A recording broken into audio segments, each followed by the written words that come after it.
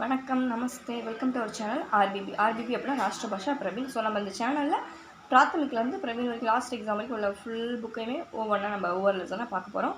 So ராஷ்டிர பாஷா பிரவீன் அப்படின்னா அந்த 8 exam இருக்குது, அதை ஃபினிஷ் பண்ண போகிறோம். நம்ம நேமுக்கு பின்னாடி அதை எழுதிக்கலாம். ஸோ அதனால தான் நம்ம வந்து இந்த சேனலுக்கு நேமே வே டு ஆர்பிபி ராஷ்டிர பாஷா பிரவீன் அப்படின்னு வச்சுருக்கோம். ஓகே, ஃபஸ்ட்டு இந்த வீடியோஸில் நம்ம பேசிக்காக வவ்வல்ஸ் கான்சனன்ட்ஸ் கற்றுக்குவோம். நம்ம பொதுவாக ஹிந்தி ஆரம்பிக்கும் முன்னாடி தமிழில் எப்படி நம்ம உயிரெழுத்துக்கள், மெய்யெழுத்துக்கள், உயிர்மெய் எழுத்துக்கள் பார்த்துட்டு அடுத்து உள்ளே போவோம். அதே மாதிரி தான் ஹிந்தியில் first vowels, consonants, additional consonants. தமிழில் எப்படி இருக்கோ அதே மாதிரியே உயிரெழுத்து, மெய்யெழுத்து, உயிர்மெய் எழுத்து வந்து அந்த உயிரெழுத்து மெய்யெழுத்து சேர்ந்து நமக்கு வருது. ஸோ அது என்ன அப்படின்னு பார்ப்போம். ஸோ ரொம்பவே ஈஸியாக தான் இருக்கும். நம்ம ஒரு இன்ட்ரெஸ்ட் எடுத்து படிக்க ஆரம்பித்தோம் அப்படின்னாலே அவ்வளோ ஈஸியாக இருக்கும். சரி, ஓகே, ஃபஸ்ட்டு பார்க்கலாம் வவ்வல்ஸ். நம்ம இந்த வந்து வவ்வல்ஸை ஹிந்தியில் ஸ்வர் அப்படின்னு சொல்லுவாங்க. So vowels, ஸ்வர். மொத்தம் ஹிந்தியில் 13 வவல்ஸ் இருக்குது, ஆலேருந்து அஹ வரைக்கும். ஸோ அது என்ன அப்படின்னு சொல்லிட்டு ஒவ்வொன்றா பார்க்கலாம். ஸோ ஃபஸ்ட்டு ஆ எப்படி பண்ணோம் அப்படின்னா 3 மாதிரி போட்டுட்டு 3 மாதிரி போட்டுக்கோங்க. ஒரு ஸ்லீப்பிங் லைன், சின்னதாக ஒரு ஸ்டாண்டிங் லைன், மேலே ஒரு ஸ்லீப்பிங் லைன் எழுதி முடிச்சுட்டு தான் அந்த மேற்கோடு போடணும். அதே மாதிரி தமிழில் எப்படி வந்து கீழே அந்த கோடை வந்து டச் பண்ணி நம்ம எழுதுவோமோ அதே மாதிரியே ஹிந்தியில் அந்த மேற்கோடை டச் பண்ணி எழுதணும். ஸோ இது அ, நெக்ஸ்ட்டு ஆக்கு எடுத்து ஆ. ஸோ ஆ மாதிரியே போட்டுட்டு இதுக்கடுத்து ஒரே ஒரு ஸ்டாண்டிங் லைன் மட்டும் போடணும். போட்டு நெக்ஸ்ட்டு ஸ்லீப்பிங் லைன், இதுதான் ஆ. நெக்ஸ்ட்டு இ, நம்ம ஒரு ஸ்டாண்டிங் லைன் சின்னதாக போட்டுட்டு எஸ் போடுவோம்ல, அது மாதிரி போட்டுட்டு கீழே எப்படி இழுத்து விட்டு இதுதான் இ, குரல் இ. நெக்ஸ்ட்டு இ. ஸோ இந்த இ மாதிரியே போட்டுக்கணும். இதே மாதிரியே இங்கே போட்டுட்டு மேலே ஒரு சின்னதாக இப்படி ஒரு வளைவு மட்டும். ஸோ இதுதான் இ. நெக்ஸ்ட்டு உ. ஸோ உ வந்து 3 மாதிரி போட்டு மேலே ஒரே ஒரு ஸ்லீப்பிங் லைன். ஸோ இதுதான் உ. நெக்ஸ்ட்டு ஊ. ஊ மாதிரி போட்டுக்கோங்க, சின்னதாக இங்கே ஒரு வளைவு. ஸோ இதுதான் ஊ. இதுக்கடுத்து நமக்கு ஹிந்தியில் எக்ஸ்ட்ரா ஒன்று இருக்குது, அது வந்து ரீ. அது எப்படி எழுதணும் அப்படின்னு, அதை வந்து ரீனும் சொல்லுவாங்க அல்லது ரூ அப்படின்னு சொல்லுவாங்க. ஸோ இதை எப்படி எழுதணும் அப்படின்னா ஒரு ஸ்டாண்டிங் லைன் போட்டுக்கோங்க. நம்ம கே போடுவோம்ல, அதே மிரராக போடுற மாதிரி போட்டுட்டு ஆர் மாதிரி இந்த பக்கம். ஸோ இதுதான் ரீ அல்லது ரூ அப்படின்னு சொல்லுவாங்க. நெக்ஸ்ட்டு ஏ. ஏ வந்து ஒரு இதே மாதிரி ஒரு பெரிய கோடு போட்டுட்டு சின்னதாக ஒரு கோடு. ஸோ இதுதான் ஏ. ஹிந்தியை பொறுத்தளவு நெடல் அண்டு குரல் 2 ஏவும் இது ஒன்று தான். ஏனாலே நமக்கு ஹிந்தியில் ஒன்றே ஒன்று தான் இருக்குது. ஏக்கு எடுத்து ஐ. ஸோ இது எப்படின்னா ஏ மாதிரியே போட்டுட்டு மேலே ஒரே ஒரு கொம்பு போடுவோம். ஸோ இதுதான் ஐ. நெக்ஸ்ட்டு ஓ. இந்த இடத்துல இந்த ஆ மாதிரியே போட்டுட்டு மேலே ஒரே ஒரு கொம்பு மட்டும் போடுவீங்க. இதுதான் ஓ. இதுலேயும் குறு நெடல் ரெண்டுமே இந்த ஒன்று தான். ஓ அப்படின்னாலே இந்த ஒரே ஒரு ஓ தான். ஓக்கு எடுத்து அவ். ஸோ இந்த ஓ மாதிரியே போட்டுட்டு மேலே 2 கொம்பு போடணும். ஸோ இதுதான் அவ். நெக்ஸ்ட்டு அம். நம்ம ஃபஸ்ட்டு ஒரு ஆ போட்டோம்ல, இந்த ஆ மாதிரியே போட்டுட்டு மேலே புள்ளி வைக்கணும். ஹிந்தியில் இது எக்ஸ்ட்ரா இருக்கும். இதுதான் அம். ஸோ அம்க்கு எடுத்து நெக்ஸ்ட்டு அஹ. ஸோ ஆ மாதிரி போட்டுட்டு சைடில் 2 டாட் வைக்கணும். இதுதான் அஹ. ஸோ அ, ஆ, இ, ஈ, உ, ஊ, ரீ, ஏ, ஐ, ஓ, அவ், அம், அஹ அப்படின்னு ஹிந்தியில் மொத்தம் 13 வவல்ஸ் இருக்குது. இந்த 13மே நம்ம மறுபடியும் எழுதி பார்த்துட்டு மெமரைஸ் பண்ணிக்கணும். கண்டிப்பாக நம்ம நல்லா ஞாபகம் வச்சுக்கோங்க. எழுத்தை எழுதி முடிச்சுட்டு தான் இந்த மேலே உள்ள கோடு எல்லாத்துக்குமே போடணும். அதே மாதிரியே இந்த கொம்பு போடுறோம்ல, இதை என்ன செய்யணும் அப்படின்னா, ஸோ இப்படி இருக்குது, இது 90 டிகிரியா. ஸோ இந்த 90 டிகிரிக்கு உள்ளே மட்டும்தான் இந்த கொம்பு 2 கொம்போ இல்லை ஒரு கொம்போ போடணும் நம்ம. இது 2 தான் ரைட்டு. இது இல்லாமல் அதே மாதிரி கொம்பு போடும்போது நல்லா பார்த்தீங்கன்னா ஃபஸ்ட்டு அந்த சர்க்கிள் போட்டுட்டு தான் கீழே கொண்டு வருவேன். இது மாதிரி தான் பண்ணணும். அப்படி இல்லாமல் ஒரு சிலர் என்ன பண்ணுவோம்னா இப்படி பண்ணுவாங்க, இது தப்பு. அல்லது இப்படி போடுறதும் தப்பு, இதுவும் தப்பு, இதுவும் தப்பு. இப்படி இந்த 2 மெத்தடில் தான் நம்ம போடணும். அதே மாதிரி இப்படிலாம் போடக்கூடாது, இப்படி தான் கொண்டு வரணும். ஓகே ஓகே வவல்ஸ் இப்போ நம்ம ஃபினிஷ் பண்ணியாச்சு. ஆக வரைக்கும் 13 வவல்ஸு. நெக்ஸ்ட்டு கான்சனன்ஸ் பார்ப்போம். ஸோ கான்சனன்ஸில் ஹிந்தியை பொறுத்தளவு 8 ரோ இருக்குது. ஒவ்வொன்றுலையுமே 4 ச இருக்கும். நமக்கு ஃபஸ்ட்டு பயமாக இருக்கும், என்னன்னா 4 இருக்குது, இதை படிச்சிடலாமா அப்படின்னு. பட் வந்து நம்ம அந்த லெட்டரை வந்து ஜஸ்ட்டு சும்மா அப்படியே பார்த்தோம் படித்தோன்னு இல்லாமல் ஏதாவது நமக்கு தெரிஞ்ச கதை மூலமாகவோ அல்லது நமக்கு தெரிஞ்ச ஏதாவது ஒரு இன்னொரு எழுத்து, இப்போ தமிழ் எழுத்து எடுத்துக்குவோம் அல்லது இங்கிலீஷ் எடுத்துக்குவோம், அந்த எழுத்து மூலமாக இந்த ஹிந்தி லெட்டர்ஸ் நம்ம வந்து கொஞ்சம் யோசித்து வைக்கும்போது அது நமக்கு ரொம்ப ஈஸியாகவே இருக்கும். அது எப்படி அப்படிங்கிறத கீழே இப்போ பார்க்கலாம். ஸோ கான்சனன்ஸ், இந்த கான்சனன்ஸை ஹிந்தியில் வந்து வியஞ்சன் அப்படின்னு சொல்லுவாங்க. மொத்தமாக படித்த பிறகு இது நான் என்ன எழுதுறேன் அப்படிங்கிறது நமக்கு ஈஸியாகவே புரியும். ஓகே வியஞ்சன். ஓகே ஃபஸ்ட்டு ரோ கேரோ. ஸோ ஃபஸ்ட்டு கேஏக்க அப்படி, அதாவது சவுண்டு மேலே உள்ளது எல்லாமே சவுண்டு எழுதுவோம் நம்ம. ஓகே இது எப்படி எழுதணும் ஃபஸ்ட்டுக்கு அப்படின்னா ஒரு ஸ்டாண்டிங் லைன் போட்டுக்கோங்க. நெக்ஸ்ட்டு நம்ம எல்லாத்துக்குமே 8 நல்லா தெரியும்ல, இந்த 8 எப்படின்னா இப்படி போட்டுக்கோங்க. நான் இந்த மெத்தடில் படித்தேன். ஒருவேளை உங்களுக்கு இந்த லெட்டரை பார்த்தோன்னா வேறு ஏதாவது இமேஜினேஷன் வரலாம். ஸோ அதை வச்சு உங்களுக்கு தெரிஞ்ச மாதிரி நம்ம படிக்கும் அப்படிங்கும்போது நமக்கு அது வந்து மறக்காது. ஓகே இது கேஏக்க, இதுதான் ஃபஸ்ட்டு க. செகண்டு க கேஹெச்ஏக்க. இது என்ன செய்யணும் அப்படின்னா நான் சொல்லும் போது என்ன செய்யணும், செகண்ட் கா சொன்னேன்னா அப்போ செகண்ட் போடுவோம். ஒரு 2 நம்ம இப்படி போடுவோம்ல, இவ்வளோ 2 போடுவோம், யூஸ் பண்ணியிருப்போம் நம்ம. இந்த 2வையே இப்படி போட்டுட்டு இங்கே ஸ்ட்ரெயிட் லைன் போடாமல் லைட்டாக பெண்ட் பண்ணிவிட்டு 1 0 ஈஸியாக இருக்கா. இதுதான் செகண்ட் க. ஃபஸ்ட்டு க, தேர்டு ஜிஏ க. ஸோ இதுக்கு என்ன செய்யணும் அப்படின்னா ஒரு சின்ன கோடு ஒரு பெரிய கோடு. இதை நீங்கள் எப்படியா வச்சுக்கலாம்னா ஜி இருக்குது, ஜியில் இங்கே பாதி கட் பண்ணால் அந்த சின்ன கோடு தானே வரும், அப்புறம் ஒரு பெரிய கோடு அப்படிங்கிற மாதிரி நம்ம ஞாபகம் வச்சுக்கலாம். ஓகேவா. ஸோ ஜிஏக. நெக்ஸ்ட்டு ஜிஹெச்ஏக. இது ரொம்ப ஈஸி.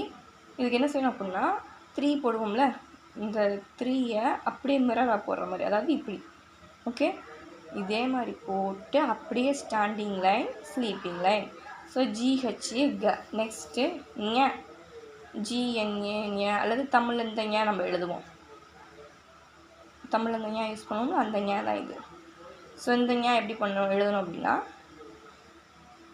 ஒரு சின்ன ஸ்டாண்டிங் லைன் எஸ் போட்டுட்டு மேலே கோடு போட்டுடணும். இங்கே பார்த்தீங்கன்னா இது இந்த வவ்வல்ஸில் இந்த ஈ மாதிரி இருக்கும், பட் ஆனால் ஈக்கு வந்து இங்கே கீழே இழுத்து விட்ருப்போம். பட் இந்த ஞாக்கு அப்படி இழுத்து விடக்கூடாது, அதுக்கு பதிலாக இங்கே சின்ன டாட் வைக்கணும். இது ஞ. ஸோ க க க க ஞ. ஸோ மொத்தம் இந்த 5 ஒரு ரோ. இது ஃபஸ்ட்டு ரோ. ஃபஸ்ட்டு ரோ வந்து கேரோ. கேல ஃபஸ்ட்டு 4 க, லாஸ்ட் 1 ஞ. அடுத்து இப்போ செகண்ட் ரோ பார்ப்போம். செகண்ட் ரோ வந்து ஷேரோ. சேரோவில் ஃபஸ்ட்டு ச எப்படி போடணும் அப்படின்னா ஃபஸ்ட்டு முதல்ல இங்கிலீஷ் எழுதிப்போம், சிஹெச்ஏ ச. இப்போ பார்த்தோமா சி இருக்கா. ஸோ இந்த சாவுமே கொஞ்சம் கன்ஃபியூஸ் ஆகும். நிறைய என்கிட்ட படிக்கிற பிள்ளைங்க என்ன செய்வாங்கன்னா இந்த சே போட ரொம்ப கஷ்டப்படுவாங்க. அது ஈஸியாக ஒரு மெத்தடில் சொல்லித்தரேன். ஃபஸ்ட்டு ஒரு சிஏ போட்டுக்கோங்க. ஓகேவா. சி போட்டுட்டு அப்படியே ஸ்டாண்டிங் லைன் போட்டு கீழே கொண்டு வரணும். அடுத்து இங்கே ஒரு ஸ்லீப்பிங் லைன், இங்கே ஒரு ஸ்லீப்பிங் லைன். இதுதான் ஃபஸ்ட்டு ச. செகண்ட் ச இங்கே ஒரு கேப் போட்டோம்ல, அதுக்கு போட்ட மாதிரி 3 மாதிரி போட்டுட்டு அப்படியே கையெடுக்காமல் வந்து இங்கே ஒரு சர்க்கிள் போட்டுருவோம். அடுத்து ஸ்டாண்டிங் லைன் ஸ்லீப்பிங் லைன் சிஹெச்ஹெச்ஏ ச, அதாவது ச ச கொஞ்சம் அழுத்தி சொல்லணும் அது மாதிரி. ஓகேவா. அடுத்து ஜ. ஸோ ஜேஏ ஜ. இங்கே ஜேல இப்படி இருக்கா, எஸ் அதே மாதிரி தான் யூ மாதிரி போட்டுட்டு sleeping standing line sleeping line. So இதுதான் ஜ, தேர்டு ஜ. அதே மாதிரி நீங்கள் வந்து ஃபஸ்ட்டு ஜ, செகண்ட் ஜ, தேர்ட் ஜ இப்படி தான் நம்ம சொல்லுவோம். ஸோ வந்து இந்த உள்ள எதையுமே மாற்றக்கூடாது, வருஷம் மாறாமல் படிக்கணும் நம்ம. அடுத்து ஃபோர்த்து ஜ என்ன பண்ணோம் அப்படின்னா ஜேஹெச்ஏ ஜ. ஸோ அதாவது இது தமிழில் வந்து இந்த ஜாய் சொல்லுவோம், இது ஜ. ஓகே, இந்த ஜா எப்படின்னா வவ்வல்ஸில் பார்த்தோமா ஈ, அந்த ஈ மாதிரியே போட்டுட்டு ஒரு ஸ்லீப்பிங் லைன், ஒரு standing line, sleeping line. Okay, இதுதான் ஃபோர்த்து ஜ. நெக்ஸ்ட்டு ஞ, தமிழில் ஞால மூலகம்க்கு ஒரு ஞ பிடிப்போம்ல, அந்த ஞ NYA ஞ. இது வந்து வெறும் சவுண்டு தான். ஓகே, இதுக்கு என்ன செய்யணும்னா சி நமக்கு தெரியும். ஸோ அந்த சியவே மிரராக போட போகிறோம். ஸோ இப்படி போட்டுட்டு sleeping, standing, sleeping line. So இதுதான் ஞ. அடுத்த ரோ கேரோ சேரோ முடிச்சாச்சு. இப்போ நெக்ஸ்ட்டு டேரோ. இது ரொம்ப ஈஸியாகவே படிச்சிடலாம் அந்த டேரோவை. ஃபஸ்ட் இங்கிலீஷில் பார்த்துக்கலாம். டிஏ ட டிடிஏ, அதாவது ஃபஸ்ட்டு டே வந்து அழுத்தாமல் ட ட ட ட அப்படின்னு சொல்லணும், அவ்வளோதான், வேறு ஒன்றும் இல்லை. அது ஒன்றும் இல்லை, நம்ம போக போக நம்ம அந்த வார்த்தைகள் வந்து படிக்க படிக்க, சென்டென்ஸ் படிக்க படிக்க மீனிங்க்கு ஏற்ற மாதிரி நம்ம கரெக்டாக அதை ப்ரொனவுன்ஸ் பண்ண ஆரம்பிச்சிடுவோம். ஃபஸ்ட்டு கொஞ்சம் கஷ்டமாக இருக்க மாதிரி தான் இருக்கும். நம்ம இந்த வருஷம் மட்டும் மனப்பாடமாக வச்சுக்கிட்டாலே போதும். சவுண்டை வந்து நம்ம படிக்கும்போது கரெக்டாக வந்துடும். அடுத்து டிஏட டபுள் டிஏட NNA. தமிழில் நமக்கு 3 சுழினா இருக்குல்ல, அதுதான். ஸோ இப்போ வந்து பார்ப்போம். இது என்னென்னா ஈஸியாக நம்ம பண்ணுறதுக்கு ஒரு மெத்தட் சொல்கிறேன். நமக்கு சி போட தெரியுமா? எஸ். ஓ சூப்பராக தெரியும். Okay, good. எஸ் தெரியும். அடுத்து சி போட்டு ஒரு சர்க்கிள் போட்டுக்கோங்க. ஓகே, நெக்ஸ்ட்டு யூ மேலே டச் ஆகிற மாதிரி போடணும். இப்போது ஸ்டாண்டிங் லைன், ஸ்லீப்பிங் லைன். இதுதான் அப்போ ஃபஸ்ட்டு ட. அடுத்து ஸ்டாண்டிங் லைன், ஸ்லீப்பிங் லைன். இதுதான் செகண்ட் ட. தேர்டு ட எஸ் போட்டு இப்படி standing, sleeping. Next standing, sleeping. Good. Next standing, sleeping. இவ்வளோ தான் அந்த ரோ. இதை படிக்கிறது 2 மினிட்ஸ் கூட ஆகாது. சி ஓ எஸ் மாதிரி போட்டோம், சி போட்டு நான் சர்க்கிள் இந்த ரெண்டையும் சேர்த்து போட்ட மாதிரி போட்டிருக்கோம். நெக்ஸ்ட்டு யூ போட்டு ஸ்டாண்டிங், அவ்வளோதான். அடுத்து ஸ்டாண்டிங், ஸ்லீப்பிங் போட போகிறோம். அப்போ இந்த 3 ரோவை நல்லா ரொம்ப ஈஸியாகவே படிச்சிடலாம். ஒவ்வொன்றுக்கு ஒவ்வொரு க்ளூ வச்சுக்கிட்டோமா. அடுத்து இப்போ ஃபோர்த் ரோ வருவோம். ஓகே, ஃபோர்த் ரோ என்ன ரோ அப்படின்னா தேரோ. தேரோ ஃபோர்த் ரோ. ஓகே, தேரோ ரொம்ப ஈஸி. தமிழில் தே எப்படி எழுதணும்? இதில் இதை மட்டும் ஞாபகம் வச்சுக்கோங்க. ஃபஸ்ட்டு தேக்கு, அதாவது இந்த மே பார்ட் மட்டும். அப்படி பார்த்தீங்கன்னா இப்போ தெரியுதா? இப்படி இருக்கா? இது மட்டும் இருக்கா? இங்கே இதை மட்டும் எழுதிட்டு மேலே இப்படி ஒரு ஸ்டாண்டிங் போட்டு ஸ்லீப்பிங் போட்டுங்க. இதுதான் ஃபஸ்ட்டு தே. நல்லா பார்த்துக்கிட்டிங்கன்னா தமிழ் தேலை மேலே உள்ளதை மட்டும் நம்ம போட்ட மாதிரி இருக்கும். செகண்டு தே ஓகே, தமிழ் தேலை மேலே உள்ளதை போட்டுட்டோம். ஓகே, நம்ம பாடியில் இது மேலே இருக்கு, நமக்கு தலை தான் மேலே இருக்கா? ஓகே, தமிழில் தேக்கு எடுத்து இல்லை குண்டில் இப்படி தான் போடுவோமா? இதை ஞாபகம் வச்சுக்கோங்க. தேலைங்கிறத ஞாபகம் வச்சுக்கோங்க ஃபோர்த் ரோக்கு. அப்போ இந்த லேவை இங்கே அப்படியே போட போகிறீங்க. ஓகே, அதுக்கப்புறம் என்ன செய்யணும்னா ஒரு standing line, sleeping line, THHA. அவ்வளோதான். இது எவ்வளோ ஈஸி. தமிழ் தா மாதிரி இருக்குது, இது லே மாதிரி போட்டுட்டு ஸ்டாண்டிங் லைன் போட்டு ஸ்லீப்பிங் லைன் போட்டிருக்கோம். ஆனால் ஒன்று, இங்கே மேலே இங்கே ஒரு சர்க்கிள் போட்டிருக்கோம்ல, இதை டச் பண்ணக்கூடாது. இந்த கோடு வந்து இது வந்து ஒரு ரூல் மாதிரி. நம்ம எழுதும் போதுமே இந்த மேலே உள்ள சர்க்கிளை வந்து தட்டக்கூடாது, இந்த கோடு வந்து தட்டக்கூடாது. ஃபார் எக்ஸாம்பிள் எப்படி ஞாபகம் வச்சுக்கோங்க? மண்டே முட்டக்கூடாதுன்னு ஞாபகம் வச்சுக்கோங்க, அவ்வளோதான். அடுத்தது என்னென்னா இங்கே ஒரு ட போட்டோமா, இதே தான் அப்படியே இங்கே போட்டுக்கணும். ஓகே, ஆனால் கீழே இங்கே இழுத்து மட்டும் விடணும், அவ்வளோதான். இதுதான் THA த. அடுத்து இன்னொரு த. இங்கே கீழே சர்க்கிள் இருக்கா, அதையே மேலே கொண்டு வந்தால் எப்படி இருக்குன்னு யோசிச்சு பாருங்கள். இப்படி தானே இருக்கும், ஆனால் இங்கே மேலே டச் ஆகக்கூடாது. ஆல்ரெடி நம்ம சொன்ன மாதிரி தான், இதுக்கும் டச் ஆகக்கூடாது, இதுக்கும் டச் ஆகக்கூடாது. மேலே இங்கேயோட கோடை நிப்பாட்டிடணும். ஸோ இது THHA த, அவ்வளோதான். இப்போ ஃபஸ்ட்டு தமிழ் த மாதிரி, தமிழ் ல மாதிரி, இந்த ரோவில் உள்ள ட மாதிரி போட்டு கீழே இழுத்து விட்ருக்கோம். த, இந்த த வந்து இங்கே உள்ள இந்த கீழே உள்ளதை இப்படி மேலே போட்ட மாதிரி த, அவ்வளோதான். அடுத்து ந, நல்லா ஞாபகம் வச்சுக்கோங்க. தமிழில் 2 நா, இந்த 2 நாவும் இதுதான் NA. இது ரொம்ப ஈஸியாக நம்ம ஞாபகம் வச்சுக்கணும். அப்படின்னா தமிழ்னால பாதி, தமிழ் இந்த நே போடுவோம்ல, இதில் இப்படி பாதி கட் பண்ணால் இவ்வளோ தானே. ஸோ அதுதான், அப்படி தான் இருக்கா? பார்த்தோன்னே நமக்கு தெரியுது அது வித்தியாசம். ஸோ வந்து இது மாதிரி ஏதாவது ஒரு க்ளூ வச்சு நம்ம படிச்சுக்கும் போது நமக்கு இந்த லெட்ரு வந்து மறக்காது, பார்த்தோன்னு நமக்கு ஞாபகம் வரும். இன்னொன்று நிறைய வாட்டி நம்ம எழுதி பார்க்கணும், அப்படின்னா தான் நமக்கு அது மறக்காமே இருக்கும். ஓகே, நெக்ஸ்ட் வரும் கேரோ சேரோ டேரோ தேரோ. நெக்ஸ்ட்டு பேரோ. 5th ரோ பேரோ ரொம்ப ஈஸி. தமிழில் ப எப்படி போட்டிருக்கோமோ அதே மாதிரியே ப போட்டு ஸ்லீப்பிங் லைன் PA ப. செகண்ட் ப தமிழில் ப வர மாதிரி போட்டு கீழே இந்த பக்கம் மட்டும் எழுத்துறோம். ஓகே, PHA ப. நெக்ஸ்ட்டு 4th ப ஒரு ஸ்டாண்டிங் லைன், ஒரு சர்க்கிள். அதாவது இதுக்கு செஞ்சோம் ஸ்டாண்டிங் சர்க்கிள். இதை போட்டுட்டு ஆனால் உள்ள ஒரு ஹர்ஷர், ஒரு சின்ன கோடு இப்படி போடணும். இதுதான் BA ப. தேர்டு ப. 4th ப தமிழில் போடுவோம்ல PHA ப. தமிழில் எப்படி போடுவோம் நம்ம? ஃபார் எக்ஸாம்பிள் சும்மா சரி எழுதுகிறேன், இது ஞாபகம் வச்சுக்காதீங்க. ஸோ இப்படி எழுதுவோமா? ஆனால் அதையே எப்படி பண்ணணும்னா இங்கே ஒரு சர்க்கிள், கீழே தமிழில் கொஞ்சம் பெருசாக போடுவோம் அந்த ஆவை, அதை இங்கே சின்னதாக போட்டிருக்கோம், அவ்வளோதான். போட்டு ஸ்டாண்டிங் லைன், ஸ்லீப்பிங் லைன். இதுக்கும் மேலே வந்து டச் பண்ணக்கூடாது கோடை. ஓகேவா? தெரியுத வித்தியாசம்? ஓகே. ப. நெக்ஸ்ட்டு ம. தமிழில் வர்ற மே தான், MA ம. ஓகே, இது என்ன பண்ணுன்னா இங்கே ஒரு சின்னதாக இப்படி போட்டு மே. நீங்கள் நல்லா இப்படி கூடி பார்த்தீங்கன்னா இது மே மாதிரியே இருக்கும், தமிழ் மே மாதிரியே இருக்கும் பாருங்க.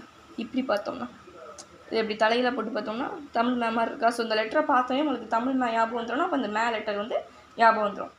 எப்போயுமே நம்ம ஏதாவது ஒரு க்ளூ வச்சு படித்தாலும் ஈஸியாக இருக்கும். சரி, ஓகே. அடுத்த ரோ 6th ரோ. ஓகே, க ச ட த ப. கசட தப்ப. அடுத்து இரள வலை தான் நம்ம படிப்போம். தமிழ் உள்ள மாதிரி கசட தப்பற இரள வலை. ஸோ அதே மாதிரி தான் பேரோ வரைக்கும் முடிச்சாச்சு. நெக்ஸ்ட்டு இரள வ. இது ரொம்ப ஈஸி. தமிழில் முதல்ல எழுதிக்குவோம். ர ல. 3 லாவுமே இதுதான், ஒரு ல தான். அந்த 3 லாவும் சேர்ந்து ஒரே ஒரு ல தான். அடுத்து வ. ஸோ OYA RA ர LA ல VA வ. ஓகே, இப்போ இதை எப்படி எழுதலாம்னு பார்க்கலாமா? இப்போ இந்த தமிழில் ஏ இருக்குது பார்த்தீங்களா, இதில் ஹாஃப் மட்டும். அப்போ எப்படி வரும்? இவ்வளோ தானா? இதான் ஏ. அப்போ இதை பார்த்தோன்னே நமக்கு இந்த ஏ ஞாபகம் வந்துடும். நீங்கள் கேட்கலாம், இது பார்க்க தே மாதிரி, இங்கே தே மாதிரி இருக்குல்ல? ஆனால் நான் ஆல்ரெடி சொன்னேன் மேலே, அதனால தான் டச் ஆகக்கூடாதுன்னு சொன்னேன். அதனால தான் அதோட சிம்பிள்ஸ் வந்து நம்ம மாற்றவே கூடாது. ஒரு சின்னது மாற்றினாலுமே நமக்கு என்ன ஆகிடும்னா அதோட மீனிங்கே மாறிடும்.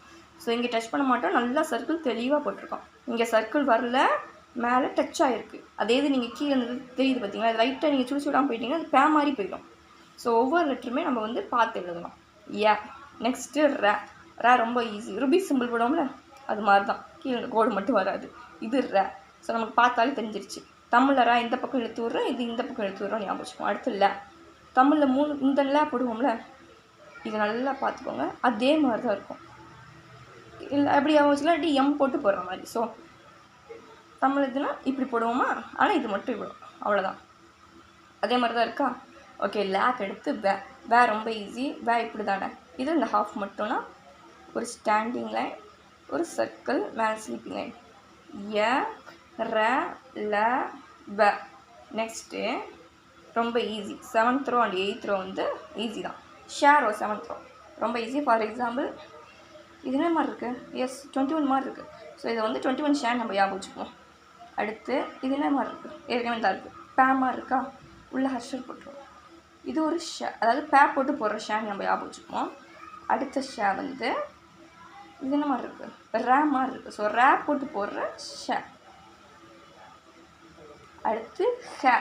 எஸ் போட்டு இங்கே சி போட்டு மேலே ஸ்லீப்பிங் HA ஹ.